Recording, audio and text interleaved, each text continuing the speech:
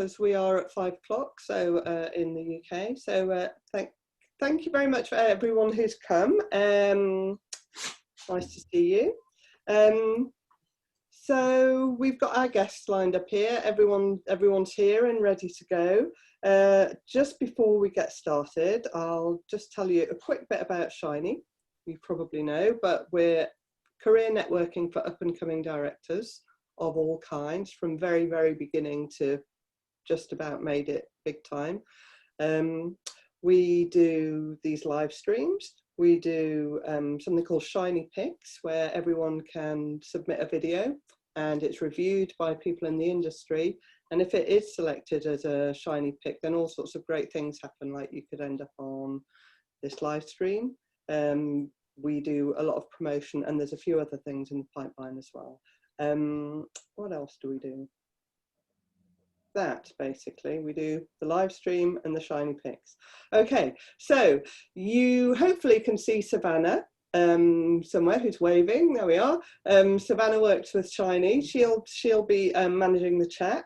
So if you want to ask anything or say hello or check anything out, Savannah is your woman.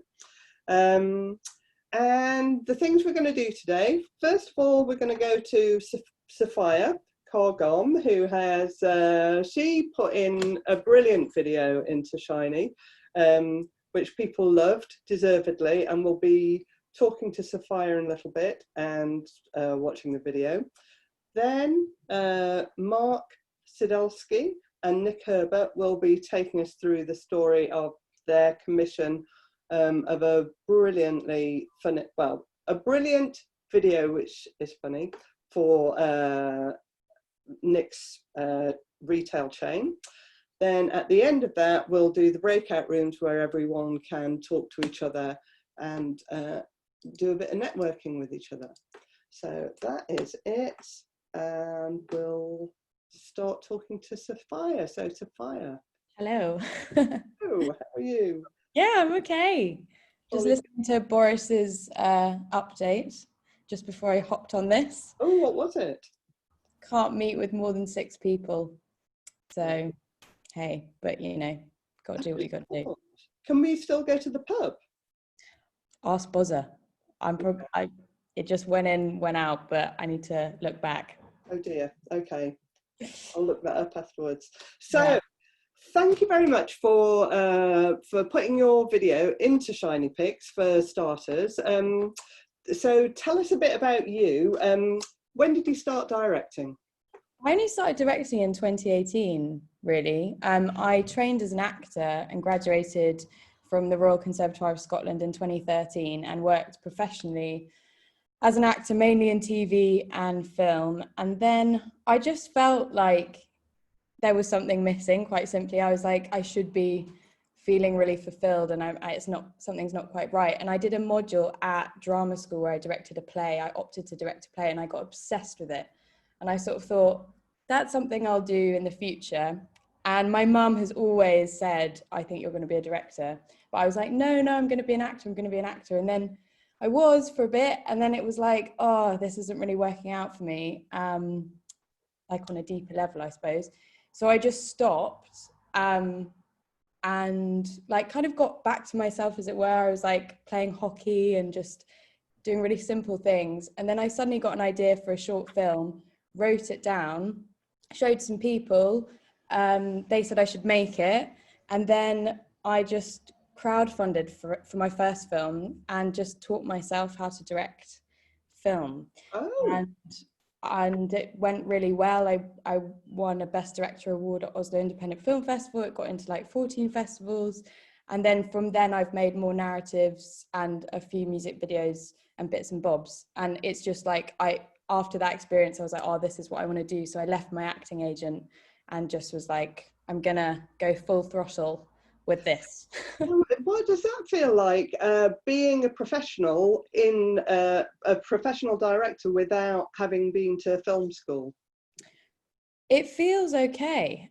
I mean, I think everyone's different, but for me, because I had worked in front of the screen for a few years and, you know, knew that whole side of things, I already had some stuff for free, working with actors, working with talent, knowing what it's like to be in that position, also just being around crew and on set. But then also it was just one of those things where I sort of turned around and looked at my life and I realized my best mate's a first AD, my other best mate's a producer, and I was like, hang on, I've got a whole crew like, Fantastic, you know, my inner circle. So I read Sydney Lumet's book, movie making or whatever it is, how to make, I can't remember the title. I read that book, it was great. I watched YouTube videos, I spoke to all my friends in the industry, and then I just started doing it and I just learned. And you know, at one point I toyed with maybe going to seeing if I could get into NFTS or something like that.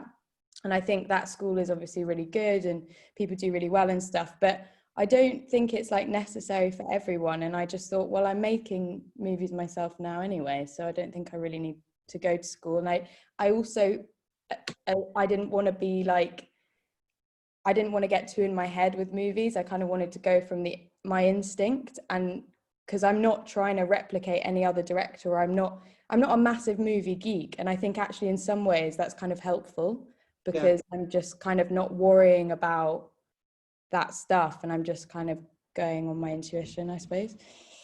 Oh, that's great, because comparing a director who's got a lot of technique and a director who's got a lot of ideas, I think everybody is going to go with the ideas all the time, because the technique you can sort out.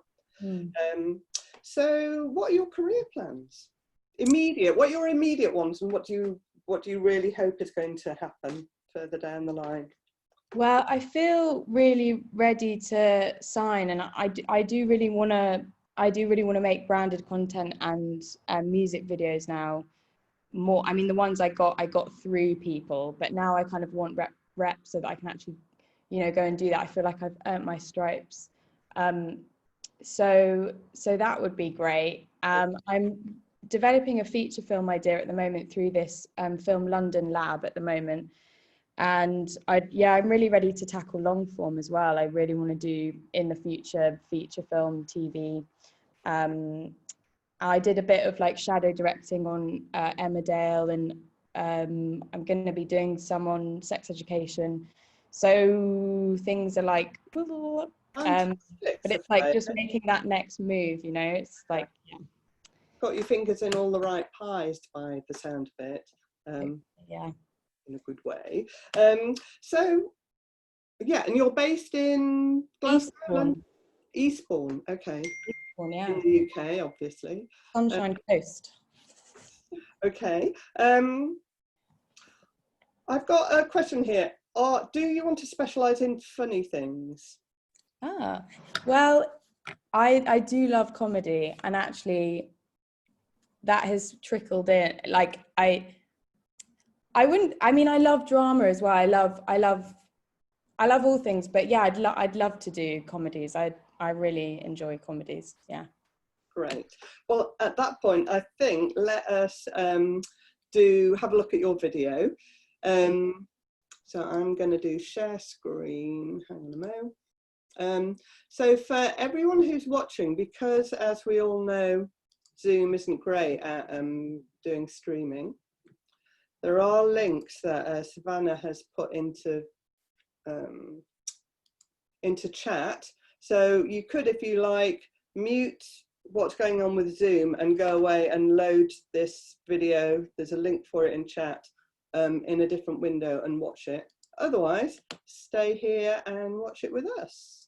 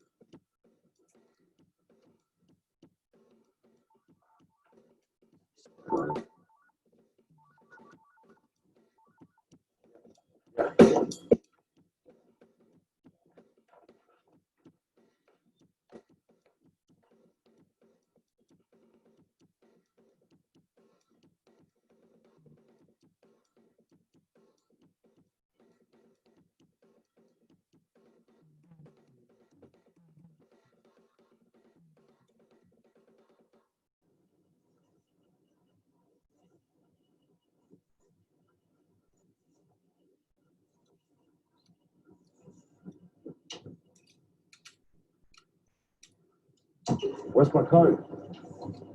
My coat, I put it right there.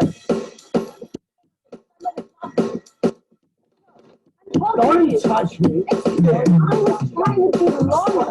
I don't know who took your coat.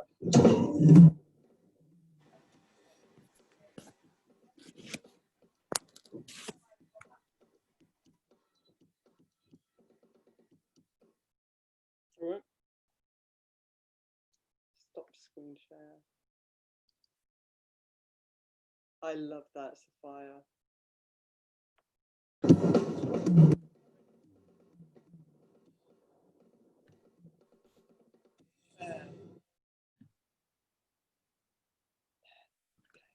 Fantastic. Brilliant casting. Yeah. Yeah, I luckily know a lot of actors. Yeah. So it's always quite easy. People often ask me for casting because I do know a lot of actors. So yeah, I do know. Right. Fantastic. And brilliant timing as well, which of course is what is essential. So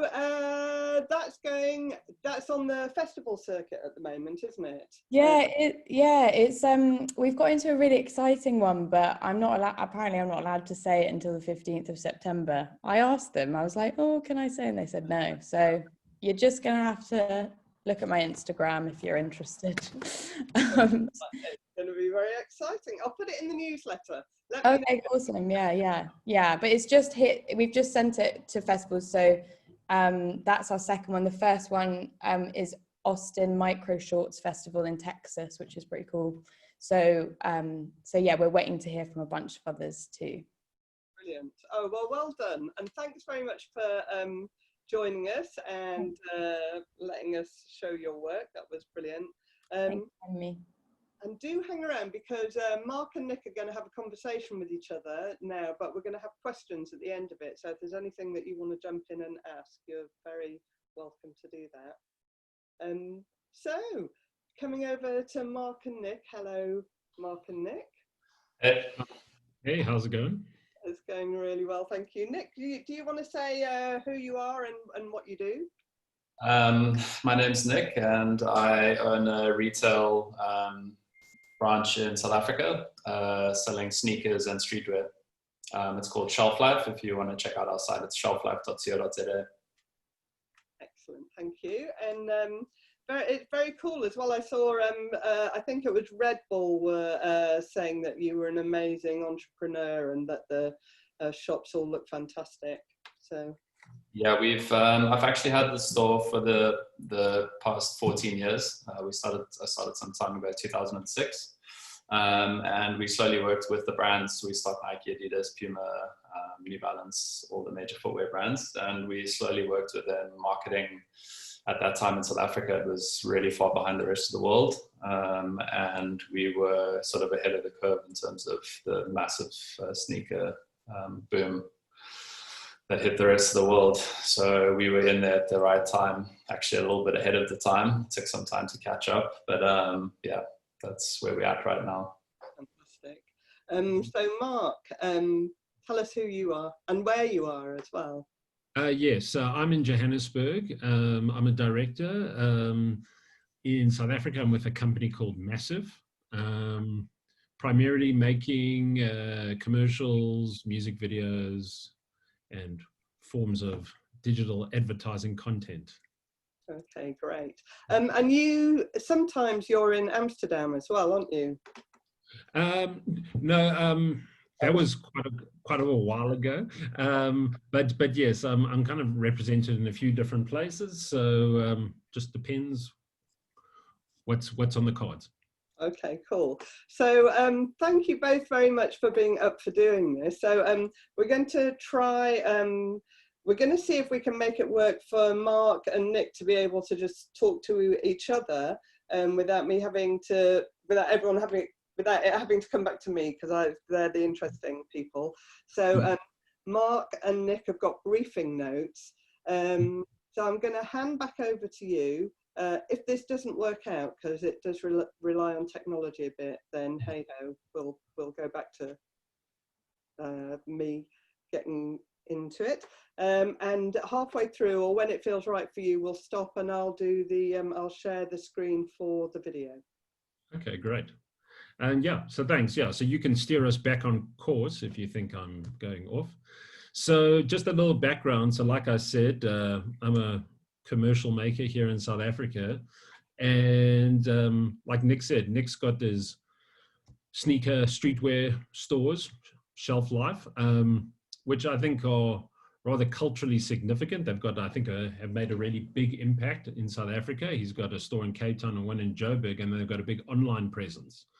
So kind of seeing how exciting they were, I kind of made an effort to get in contact with Nick and managed to make contact through a mutual friend. Obviously interested in trying to do some work with him. So we kind of kept in touch, and then, you know, I'm based in Joburg, he's in Cape Town. And then earlier this year when I was in Cape Town, I kind of made the effort to meet Nick in person, which we did.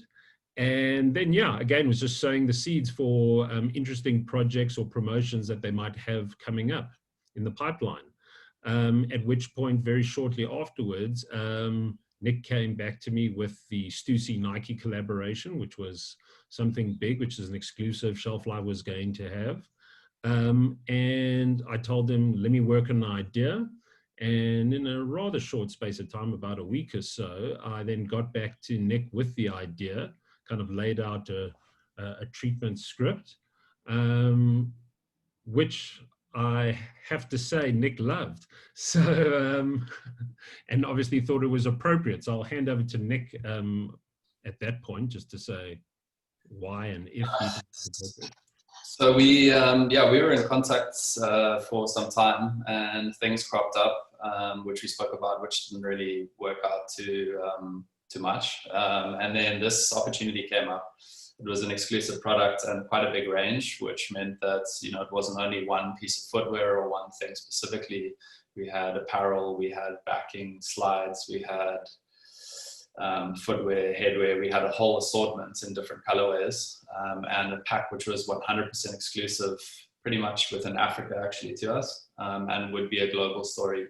Anything Nike and Stussy do together globally have always been a big step. So when obviously I mentioned that to Mark, he kind of jumped at it, and he kind of drove it from there.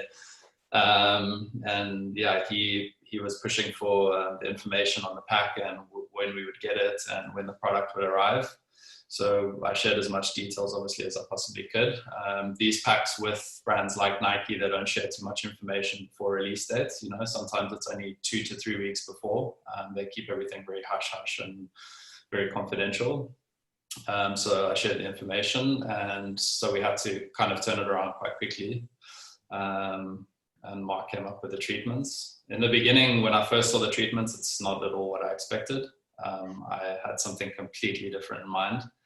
I thought Mark would have gone more of a fashion route and a sort of traditional sort of streetwear video and sort of segmentation, but Mark came up with a completely different dialogue and concept to what I would expect. So it kind of threw me off when I first saw it, and the more I thought about it, the more I read it, and the more I went over it. So I really liked it, and Mark just completely ran with it from there. Cool. So let me just kind of, I'll just show you guys just some of the, oh, I just need to be able to screen share here.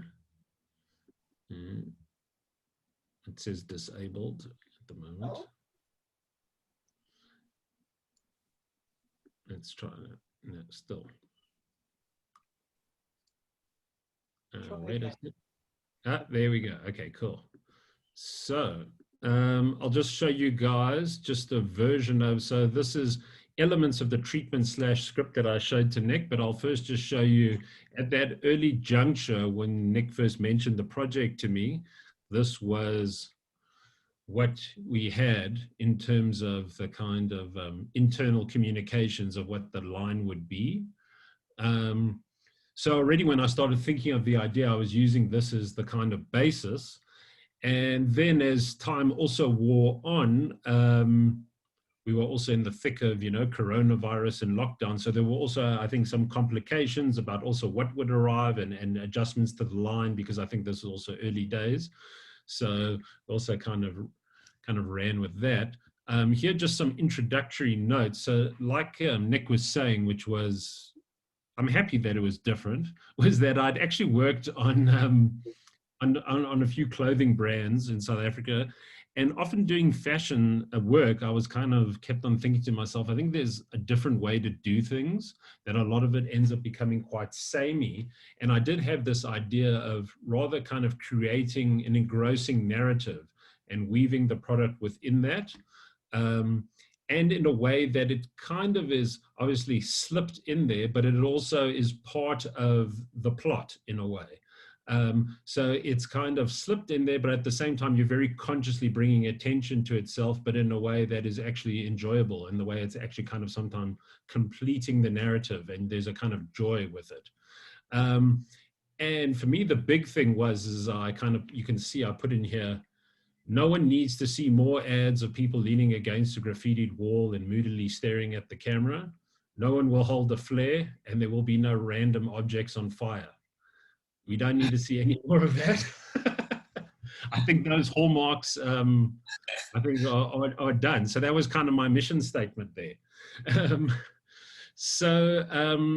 Yeah, just to kind of take you through here, you can kind of see, so because it's not a traditional, I think, kind of pitching process, is that I was kind of dealing already one-on-one with Nick. It wasn't I was kind of already pitching him, obviously, the idea that I generated and a kind of visualization about it. So here so it was actually such a particular execution in terms of the way it was actually mapped out. I think you guys will see in the final product that it's extremely close to this kind of initial script storyboard that I kind of sent to Nick, which I also, because you kind of have the back and forth between the two characters, I just kind of color coded the back and forth of the dialogue there. And I was also trying to, at certain points, slip in what merchandise we would see, which also, once we did the wardrobe call, then also changed things, because there was also kind of that, once we had all the merchandise, which was all actually the Nike Stussy, and if it wasn't Nike Stussy, then it was Shelf Life's own brand that we filled out the rest with and completed some of the looks for. So I think we obviously wanted to showcase the clothing, but we also wanted still the characters, I think, to look good. So if we had to mix and match with some of Shelf Life's own clothing, we also was about what are the best looks, which are also really important. And there you can just see some of that.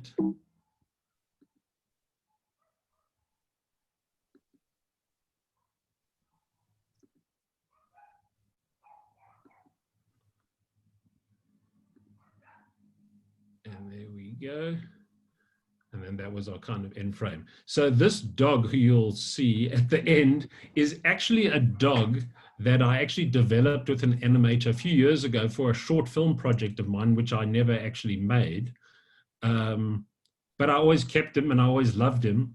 And then it somehow actually popped up that this was the right time to use him. So I'm happy he finally actually, and his name is Teddy in the film, which is the name of my actual dog. So there was some autobiography in there too. Again, here, guys, are just also some look and feeling references, and also just seeing the dog slid in there. This was a kind of animation test that was also done with the animator. So just getting a sense of seeing what he looks like in that kind of lighting environment. And here I'll also just show you this I put together. So this is Ying, who produced it at Little League. And just from our tech recce, you can just see the kind of frames that we took, and that's where we ended up. Obviously, you'll see there's a huge amount of cleanups also done. There you go. That's Rory O'Grady, our cinematographer, kind of posing for a picture there. And there's the final frame. Again, filled out the foliage there too. There's also a kind of basic blocking that was done there. And here's a little, that was from the wardrobe call there with Seshaba and Matthew. And that's where also the kind of final frame. We didn't have the right socks yet. And there you see Matthew behind scenes. So there you have your Corona shoot and they're all behind the scenes there. So cool. Yeah, so I don't know, Caroline, if you want to maybe show it at this point, and then I think maybe people can kind of see where that treatment and that tech recce, where that kind of took us. Fantastic. Yeah, I loved that seeing that slideshow, Mark. That was really great, really interesting seeing the background stuff. You have to make me into the host now, I'm afraid. So have you got a bar down the side of your screen saying participants? Let's see here. It might be in more. In more, yes, in more. Mm-hmm. No, it's not in more. Okay. Oh, wait a second. Let me just go back to. Is there a way for me to? Yeah, sorry, I haven't been in this situation before, but now I am. Because I can't share unless I'm a host. So somehow, if anyone's been in this situation before, if they could put a little note in chat on how Mark could find the participants window. I'll have a look down here, record, chat, participants. Bottom of your screen, there's two little icons of people, two people things at the bottom. It says participants. If you click on that, do you see that at your end? There we go. Okay. Okay, so there's a list and I can myself as the host. Okay. And then, so if you hover over Caroline Shiny, and then there's a more, and then make me host. There we go. Thank you. That's brilliant. Yeah. You're really calm then. Very impressive. Okay. So, shelf life, Stussy. I've never known how to say Stussy, and now I know. Okay. Volume up. Here we go.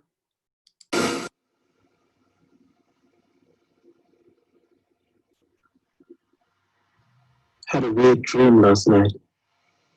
Dreams can be weird. Really weird. I was wrapping up breakfast, finishing my cereal. I usually give the leftover milk to Teddy, who drinks it out the bowl. And when I looked at him, I knew it was Teddy, but it wasn't Teddy. It looked nothing like him. Strange. Odd. Definitely odd. Next thing I knew, I was stepping into the garden. I was suddenly taken by the smell of violas. Some were blossoming in a nearby bed, which is weird because I was very conscious that it's August, which would make it a month early. Weird. Then I saw Stacy. My Stacy? You don't know her?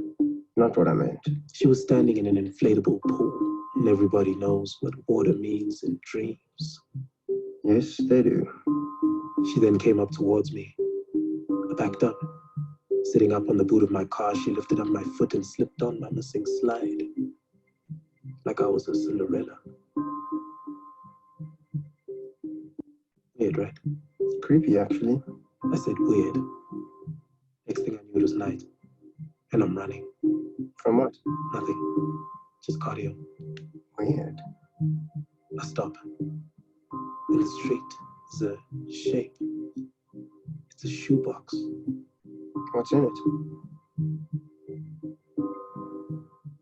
Shoes. Hello, I felt the urge for a checkup. I was told I needed a root canal. It was a really positive experience. Weird. Insane. I got back home and threw my hat on the bed. It began to move. And then I woke up. Weird. You're not even a hat guy. I know. Hey, Teddy.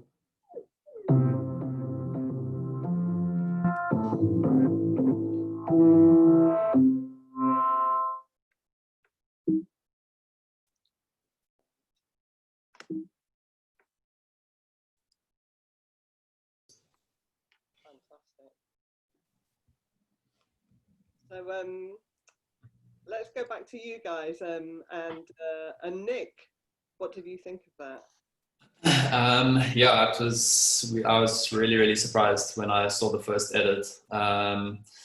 Obviously, with something with so much dialogue and dependent completely on dialogue, I was a little bit worried at first to see the initial, because to pull it off, to make it humorous and to portray the correct message can go easily both ways. And once I'd seen the first edit, I was really happy. It was, yeah, I watched it so many times on my phone, just the first clips. So I was really happy. Yeah, and I was happy that Nick was happy, and I was happy too. Yeah, so Sorry, go to you, Mark. I know. So I was just going to say that just in terms of the timelines, yeah, I think from the time that I'd spoken to Nick, I think he'd kind of given me about, like, there was about a 2-month window before the kind of launch date was there. So yeah, it was relatively quick, just in terms of, like, because it was also conception was actually part of that timeline too. And then the post, we also kind of had to, like, pump through that. But also I really did have an amazing bunch of collaborators who all kind of really, I think, did an amazing job too. And especially my cast. And that's why, then writing something that was dialogue orientated, and obviously I could kind of hear it in my head, and then working in the commercials industry here and doing a lot of performance commercials too, I knew that it was a very kind of short list of people who I knew could pull it off, knowing the kind of pool of actors. So I actually kind of only sent it out to about 4 guys. And Seshaba, who's the lead, I'd just done a KFC ad with, which he was amazing in, like a couple months before, and then he really nailed it. And then Matthew, who's the headless guy, I'd also kind of worked with twice. So I felt great once I kind of had their kind of remote audition tapes. And then for Stacy, which was Anka, we did a traditional casting and then kind of went and found her. So Nick, what was your intention with the commission?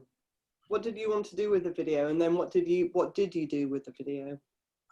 So quite interestingly, Nike's new approach is to get retailers to create their own content. So traditionally, years back, we used to obviously go through an agency. There would be a yearly budget. We would have to sort of fight for more budgets, and what we could and couldn't do. There was a lot of red tape in guides, sort of in line with what Nike do globally. And they've changed in the past year and a half, which means that every 3 months, every season, we have to create a full campaign with Nike. They give you budget, which is it's all tied in with your spend. So how much you spend is how much budget you get.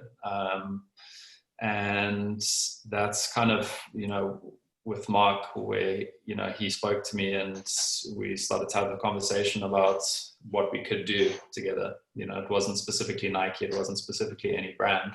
And this opportunity came up. So the idea is, of course, to share across all social platforms, and to, of course, the final goal, to generate sales, showcase the product in the best light, and tell a decent local story, which is what Mark did completely.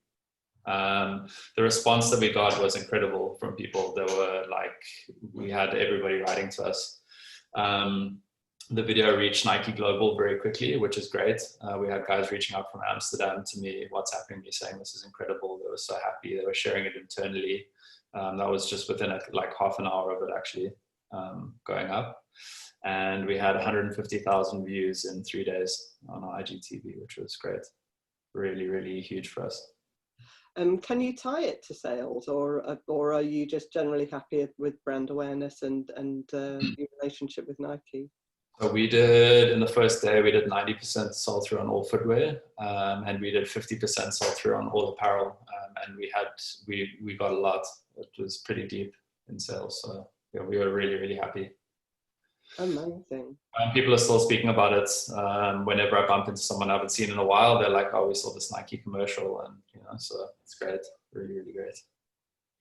So, Mark, what about the benefits for you? What were you hoping for? When you made it? I mean, as always, you're hoping to just kind of make something that people appreciate, make something that you're proud of. That can obviously, you can also just, add to your reel and obviously bring in more work and better work and good work. But it's funny, it's actually become, so popular and such a success that, it obviously far outstripped my hopes for it, because you can only hope so high, so I think obviously first it was then Nick kind of sending me like seeing the traffic on the IGTV on shelf life and seeing how many people were loving it and the comments, and people were rather ecstatic about it. And then I think next was also kind of seeing the Vimeo views shooting up, and then it was a Vimeo staff pick, which I was also really excited about. And then also getting contacted by amazing production companies and having chats with people all around the world. So there's been a great amount of interest, and people really do love it and kind of find it fresh and different and exciting.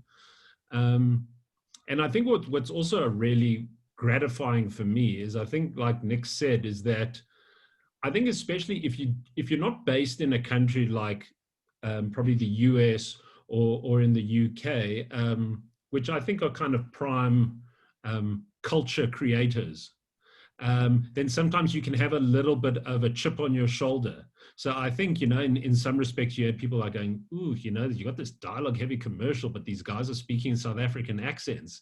And whereas, sometimes you can have a chip on your shoulder about your own accent or saying, well, if it was Americans, it would definitely sound cool. But it was amazing, actually, that locals loved it and people around the world have loved it. And so it kind of feels local. And at the same time, it also feels global, which I think is really gratifying. Yeah. Can I ask a question? Sorry. Yes. I just wondered, Mark, whether you'd like advice for people like starting out with commercials and things. When you're first starting out and you're pitching, is it like strategically better to do a bit more of a safer kind of treatment rather than something kind of out there because you're kind of new, and then like once you're known, you can start to kind of be a bit more bold? Or do you think you should just sort of go in there with wacky ideas? You know what, I'd say that I think a good executive producer would tell you that if you go into safe to just try and win the job, then you'll pigeonhole yourself as that person. Mm-hmm. And then you might only end up, delivering something that everyone's like, yeah, that kind of ticked the boxes. And I think long-term for you, that's not good for your career. At the same time, I think what's also important is that if you also go in with a bold treatment, it's also one of those chicken or the egg. It's also easier for them to buy into it if they've seen bold work and they can go, oh, okay, yes, they can do that. So that's why it is kind of tricky. I sometimes think you need to try and create the work that you want to get. Sure. Yeah. Cool. But I think playing it too safe is never good in the long run. Mm-hmm. Nick, what happens next? What are you going to commission next time? We have a new season ending in 3 weeks, so I haven't told Mark that yet, but he's always welcome. Yeah, we have. They're like a bear. We have these crazy deadlines which kind of sneak up on us, and it's quite difficult to create something every 3 months, especially when you're trying to retail and trying to get product across and trying to run social platforms and create the correct image. It's quite hard to have these things swinging at you as well. We always look for local. We've done a lot of collaborations locally with other brands, and try to always push South African content, because globally also it's appreciated. It's something a little bit different.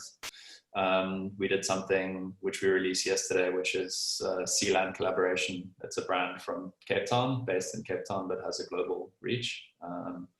And we created some packs with them. And we always look for something like that that's a little bit different. We don't want to continue to create the same, because there's a lot of global accounts, sneaker accounts, and there's a lot of people, like Mark mentioned, doing the same things over and over with the graffiti backgrounds, handheld flares and the lighting, and which is kind of what I was really expecting Mark to come back to us with. So for us, that's always a big focus, to do something a little bit different and to try and lead the way rather than just following the global trend.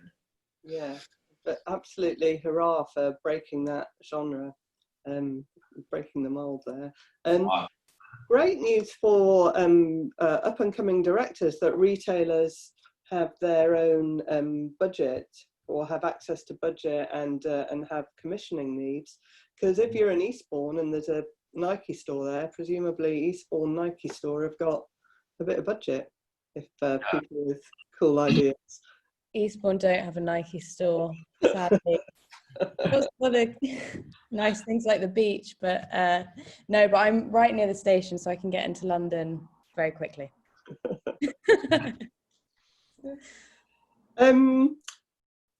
I love that you used the dog from another project, Mark. Does that happen much, that you've got lots of things lying around that you pull on? And no, you know what? It was actually one of those things that I kind of came to, like later on in the writing process, because there was always that, talking about the dream logic and how people are always going, it's that same thing about, and I had this dream and I was talking to my mother, but she looked like, my grandmother, one of those. So I had the thing with the dog, but then when I thought, oh my God, the dog has got to be an animated dog at the end. And then I was like, well, luckily I've got Teddy sitting in the background. So.